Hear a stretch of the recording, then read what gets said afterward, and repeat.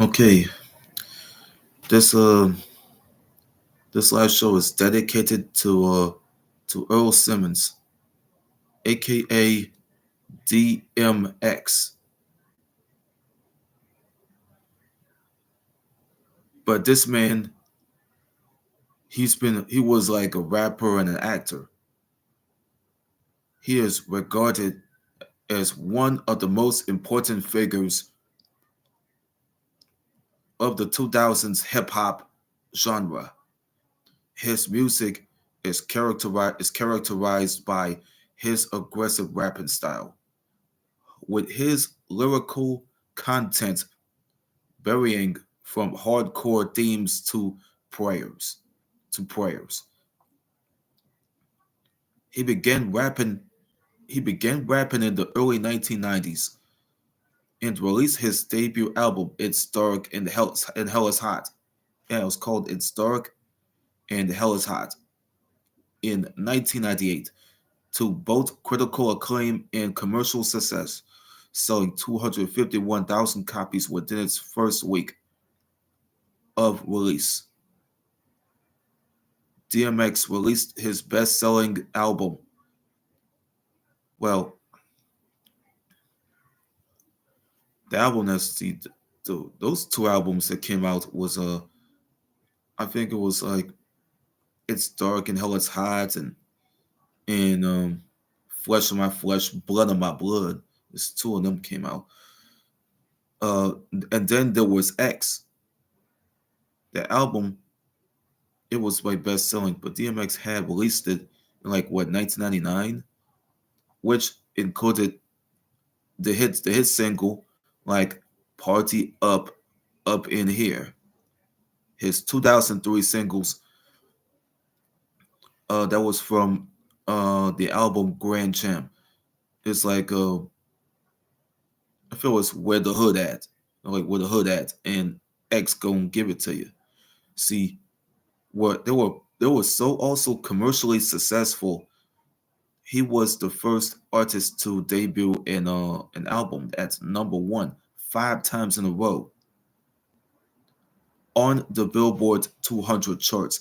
DMX has sold over 74 million records worldwide until he was featured in the films such as Belly, Romeo Must Die, like these two here. Most there's the movies. Belly, Romeo Must Die, Exit Wounds, Cradle to the Grave, and Last Hour. And Last Hour. In 2006, he starred in the reality TV series. It's called DMX, Soul of a Man, which had primarily aired on the BET cable television network.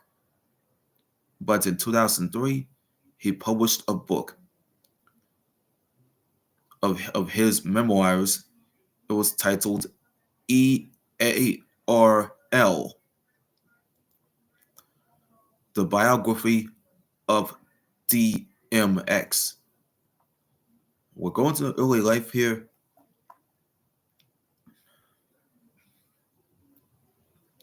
We'll get it started tonight. Uh, well, today's Monday, so Earl Simmons was born on December 18th, 1970, in Mount Vernon, New York. He was the son of 19-year-old Arnett Simmons and 18-year-old Joe Barker. Simmons was the middle child of the family. His mother had given birth to a daughter, Bonita, 2 years prior, and later give birth to one daughter, Shayla, and two stillborn sons.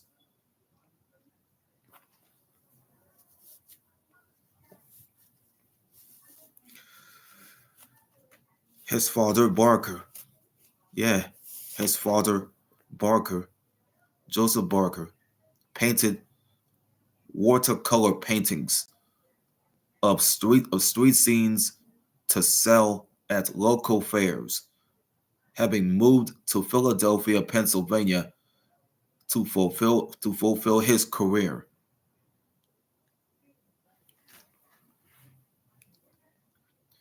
In his childhood years, Simmons first suffered from physical violence at the hands of his mother, um, and was diagnosed and he was diagnosed with bronchial asthma. He was raised as a Jehovah's Witness. He disassociated himself from the spirituality after he was injured in an accident by a driver at the age of 5. His mother, yeah, Arnett, uh, who had to be his mother, she sent him to live with relatives in Yonkers.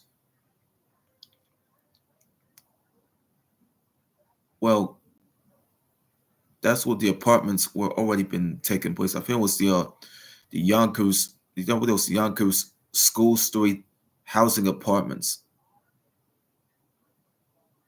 or housing development.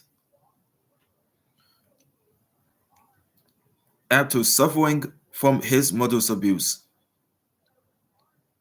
Simmons was expelled from a middle school at the age of 10, having been sent to a group home. That's the word, group home. He then returned to Yonkers right at the age of 15, sleeping in empty storage bins and befriending stray dogs. Due to poor grades at Yonkers Middle High School, Simmons was unable to finish his track and field team schedule. Broke, he robbed several students to find food and clothing for himself, as well as a leather collar and a harness. Yes, you hear me right, as well as a leather collar and a harness for his pet dog. His pet dog. But he began carjacking. It means he's stealing cars or something. That means he's robbing the vehicles. He started robbing vehicles. I don't know how's that gonna stop him or not, but it would have, until he wanted to get into the music business to get away from the terrible conditions that he was in on the streets. Until his began he get careered. I mean, yeah, I don't know why he began to start a life for himself, but he uh he wants to shift his gears into music. But the beginnings of his musical career is a make or break situation for him at this point.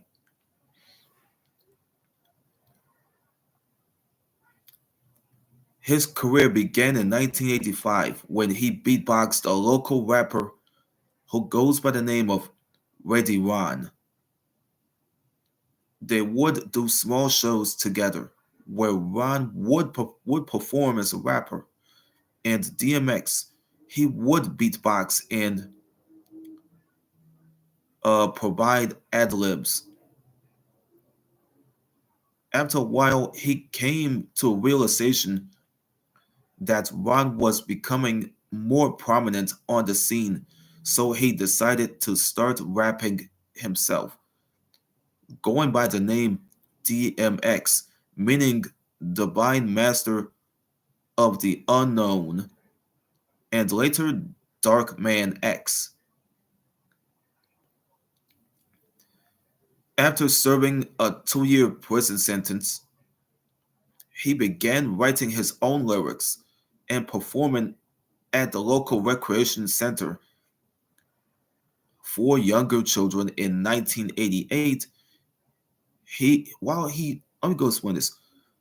In 1988, while in prison for carjacking, it means robbing cars and all that, of storios and all that. He began dedicating almost all of his free time to writing lyrics and battling other inmates. And one of those other inmates was a young Kevin Madison. And he was known by the name K Solo.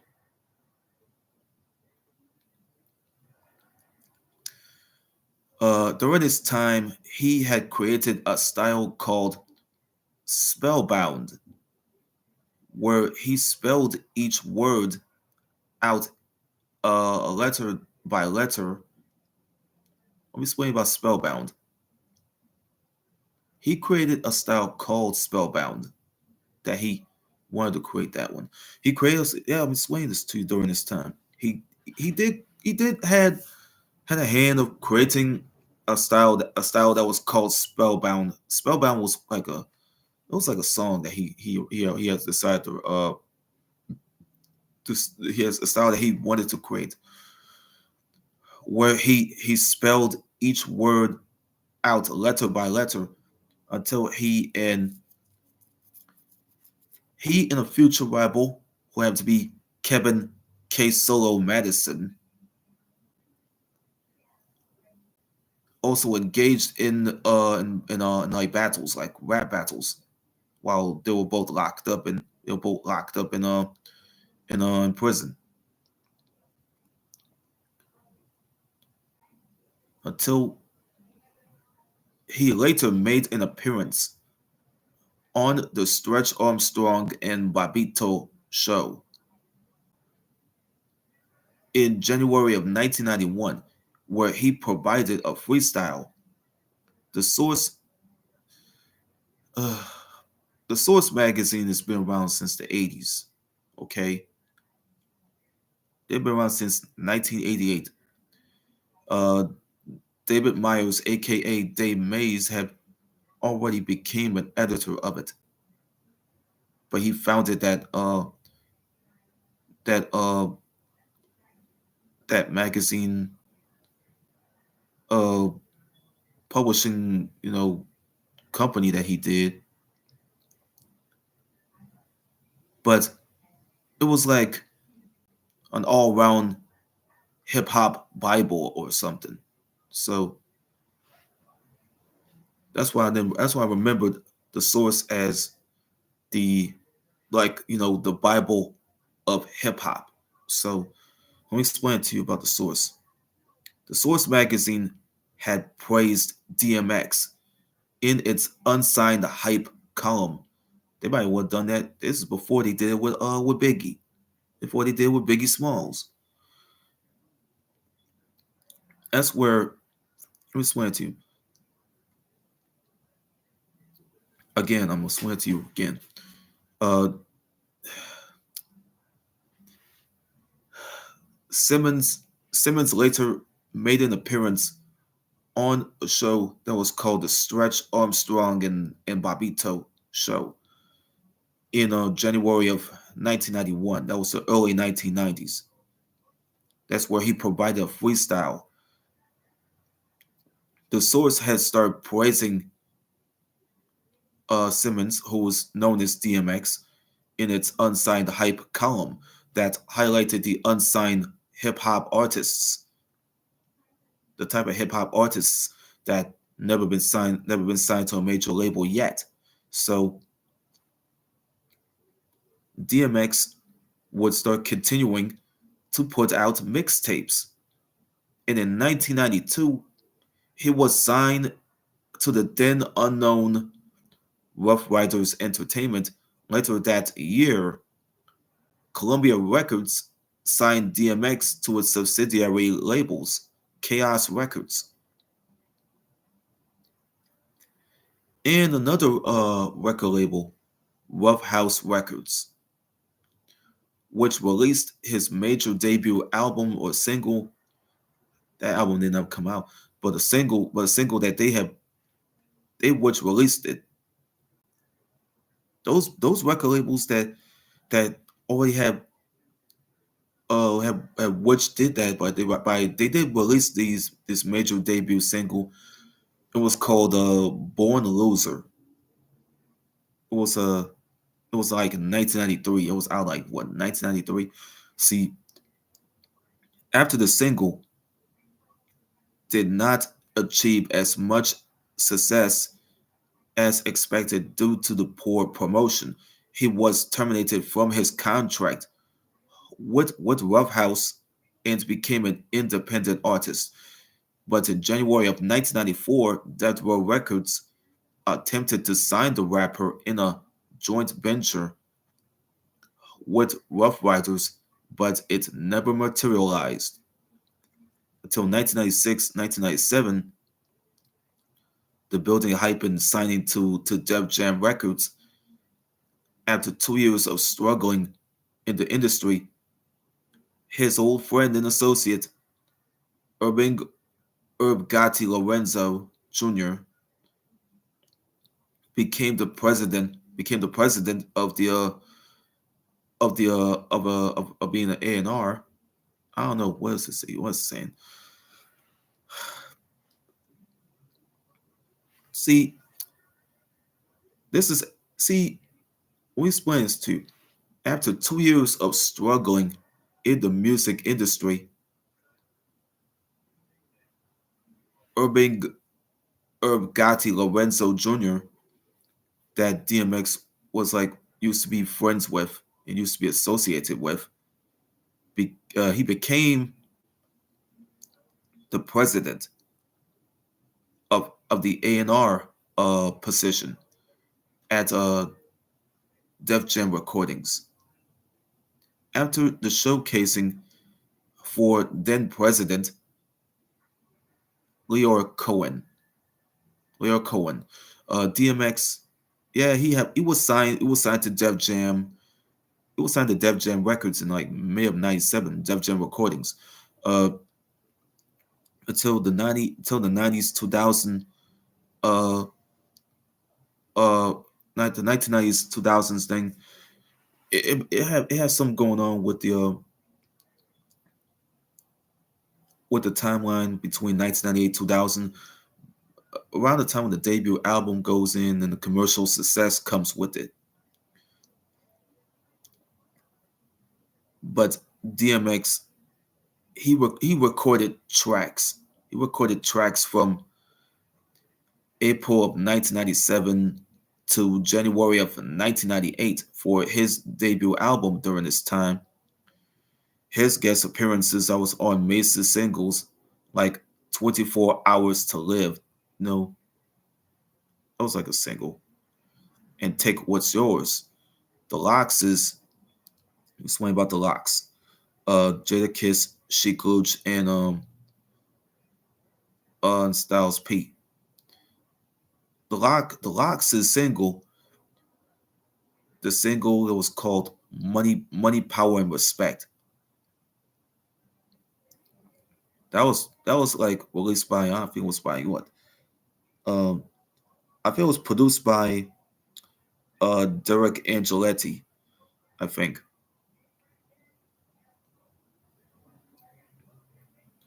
and Def Jam label mate LL Cool J's single 4321. But that single is from was a phenomenon. A single, a single was from the album, LL's album. But that single, it still created a strong buzz for his upcoming album.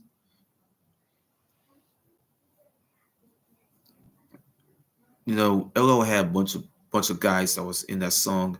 I feel it was Method Man, Redman, DMX. I think it was Cannabis and Master P. So there's two versions. There's two versions of that song anyway.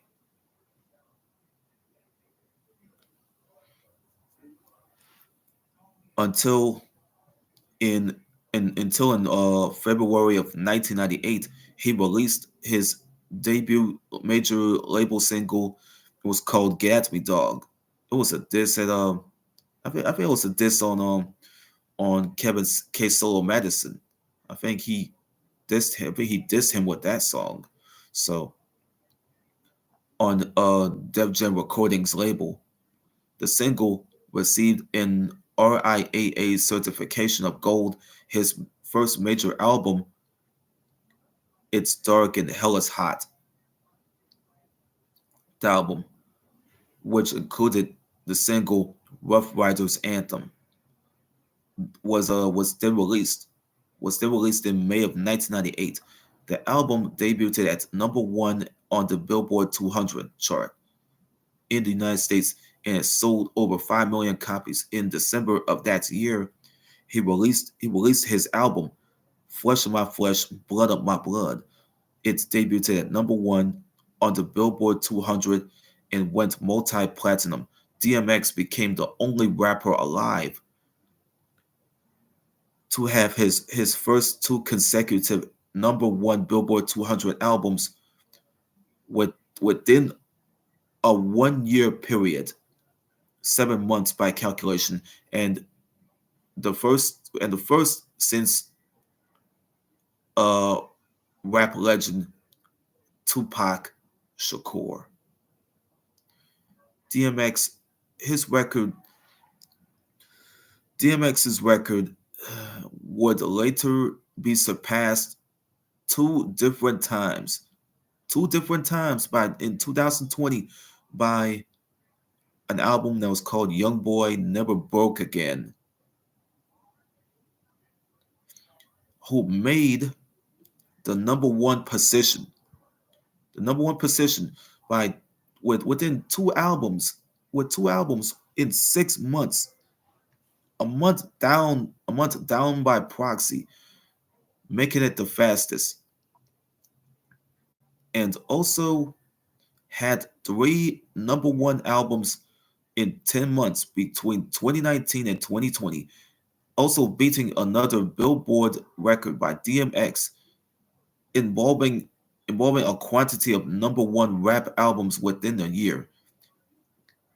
He released his third album, and then there was X on December 21st, 1999. It was his third album to debut at number one on the Billboard 200. Its most popular single, "Party Up, Up in Here," became his first top 10 on the R&B charts and was nominated for a Grammy for Best Rap Solo Performance, a Grammy Award for Best Rap Solo Performance at the 2001 Grammy Awards. The album was certified 6 times, and it did. The album did go platinum. It was like certified 6 times platinum, and was also nominated for the best rap album at the 2001 Grammy Awards in 2000.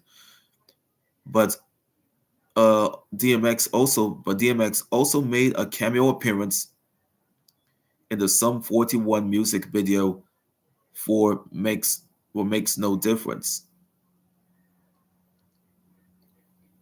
In late 2000, he joined other hip hop and new metal artists on the Anger Management tour. The Anger Management tour was like it's a tour that Eminem wanted to be a part of. That was for to promote the Marshall Mathers LP, Eminem's second album. Eminem's second album that was released by Aftermath and Interscope. It was appearing alongside Fred Limp Bizkit Durst, Godsmack, and Sinistar for the second half of the tour from November 24th to December 19th, 2000. Until the 2000s came,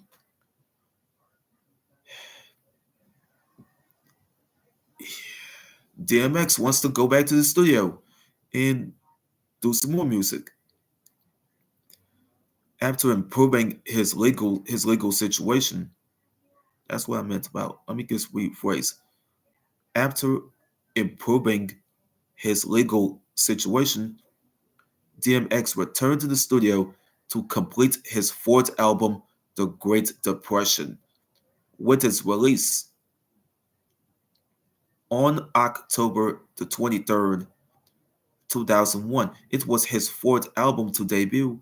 His fourth album to debut at number one, it should, on the Billboard 200, featuring the singles like Who We Be, We Right Here, and I Miss You. Despite the album's triple platinum certification, its commercial and critical success was lower than his previous album. His fifth album, Grand Champ, for a reason. It released on September 2003. On September 2003, it was released. Once again, it debuted at number one on the Billboard 200. It started becoming his final album that he did in his lifetime to do so. It includes the singles like Where the Hood At and Get It on the Floor. After its release, he informed the public that he planned to retire after Grand Champ, but he's intending for Grand Champ to be his final album. His final album. It goes to other albums that he was gonna do between the 2005 and 2011. It was Year of the Dog. Let's see, dot dot dot or whatever you call it again, and the definition of X. It was like an album. They have songs that was from the previous albums that he had came out with. After the conflict, after what type of conflict he had? Let me see if I can find this out. After the conflict with Def Jam Recordings, and in exchange for signing who had to be Nasir Nas Jones. Nasir Nas Jones, who had to be his co-star in Belly, to the label in a de facto trade. DMX, what did DMX do? He signed to Columbia Records. Now he's going right back to the label that kind of dropped him in the first place. He signed to Columbia Records, who had to be a former parent company of Def Jam Recordings. In January of 2006, he was returning to the label. Ever since 1992, he recorded his sixth album, Year of the Dog again. Let me show you. Year of the Dog again, which was while switching between the two labels that was back and forth, which caused the numerous delays. It caused numerous delays but it was slated up to be released on August the 1st, 2006. That was like a summer. Early August 2006. That was August 1st, 2006. That's what the album was going to be released on that date. And it's debuted at a number one, or not number one. It was debuted at a number two. That was on the Billboard 200. The Billboard 200. Like, he released two more singles, like "Lord, Give Me a Sign" and "We In Here."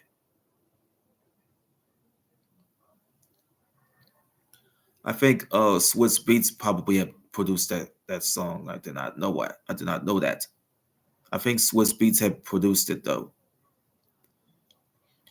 The album received mixed reviews from the critics. On June 12th, 2008, Def Jam released his greatest hits album.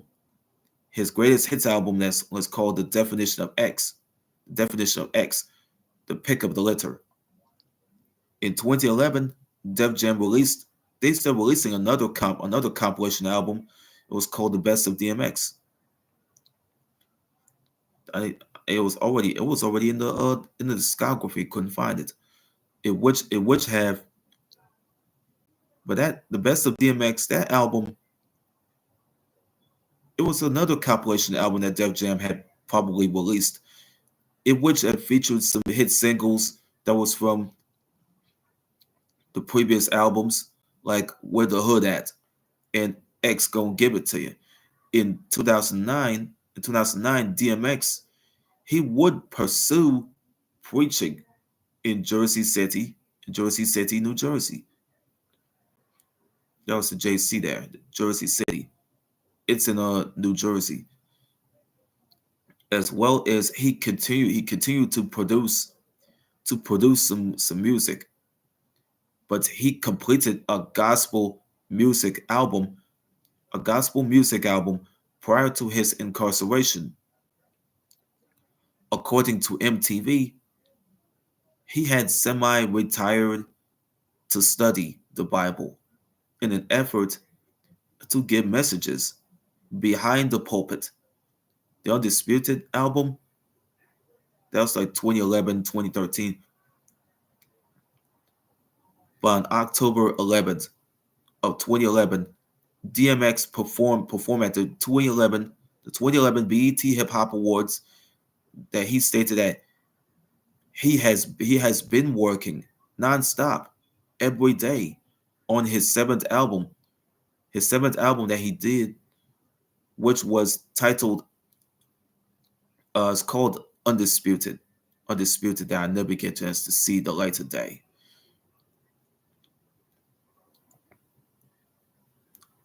A video for a new track is titled "Last Hope." Last Hope was released. It was still released via the internet on September 24th, 2011, and was later included on the Weigh-In EP. The Weigh-In EP released like, digitally. They digitally released it on May 5th of 2012. I think it was May 5th, 2012. I think they just released that EP. It's called the Weigh-In. Show you the Weigh-In EP. Oh man, it's just his picture. Until late February of 2012, Seven Arts Pictures acquired the catalog of DMX's music and signed him into like a two album deal during a performance at New York's Santos House Party on December 25th of 2011. DMX, he stated that the new album would be titled Undisputed. Undisputed as the name, and it would be released on March 26th of 2012 after numerous delays. The album was eventually released on September 11th of that year, and it's featured production from Swiss Beats and Joe Rotem,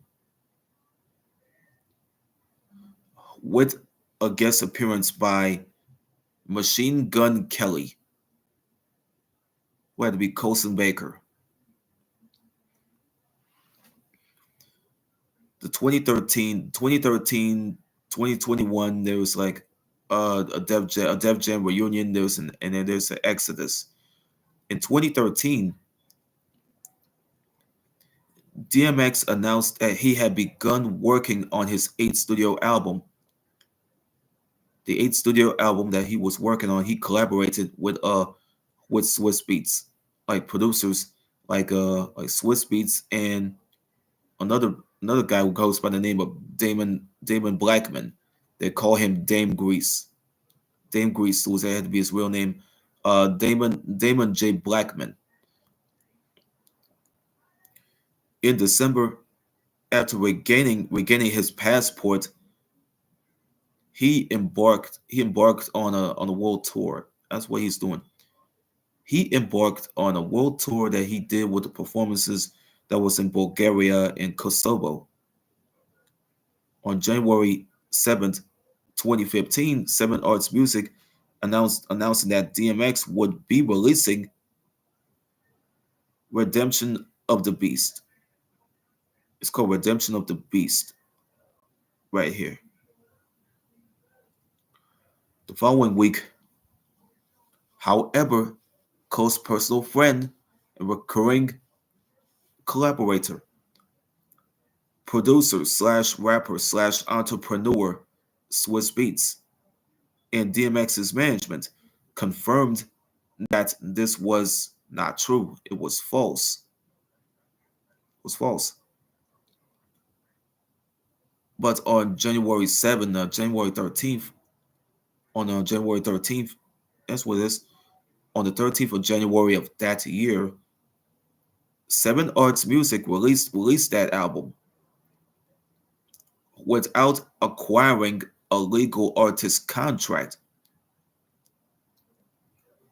On January 15th of that same exact year, it was announced that by DMX's brother slash manager, who had to be Montana,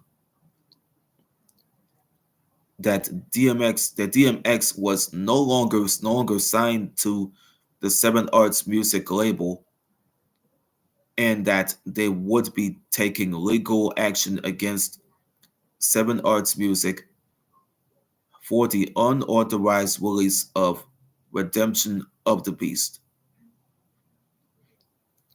Longtime collaborator Swiss Beats stated out that two of the collaborators on the album would be Kanye West. Let me show you. Kanye West and Dr. Dre. Dr. Dre. His song in 2003 is called X Gon' Give It To You. Oh, I forgot. His 2003 song X Gon' Give It To You was featured in the 2016 film Deadpool and in its trailers on June 28th, 2016. June 28th, 2016, it was released on the Deadpool film. DMX had released a new song. It was called Blood Red.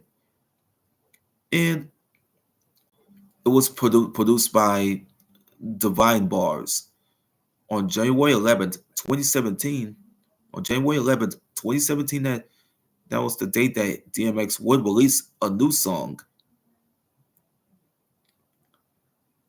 that was produced by Swiss Beats. It's titled Bane is Back. It's called Bane is Back. Those references to a comic book character.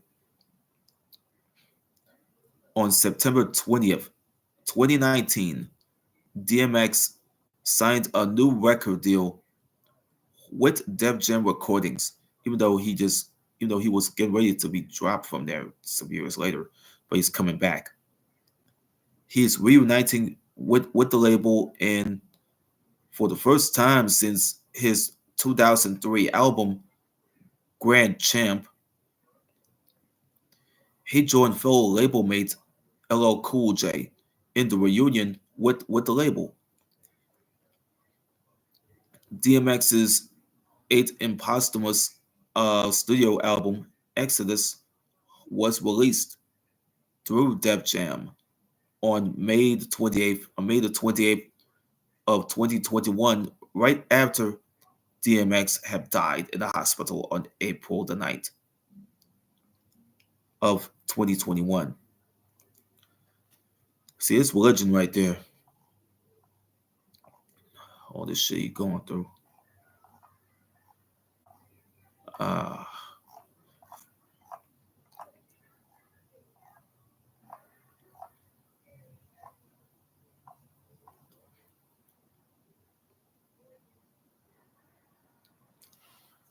this is gonna suck. This is really going to suck. I'm gonna end the stream and we're gonna go to part two. Bear with me. We're gonna go to part two. We're gonna go to part two.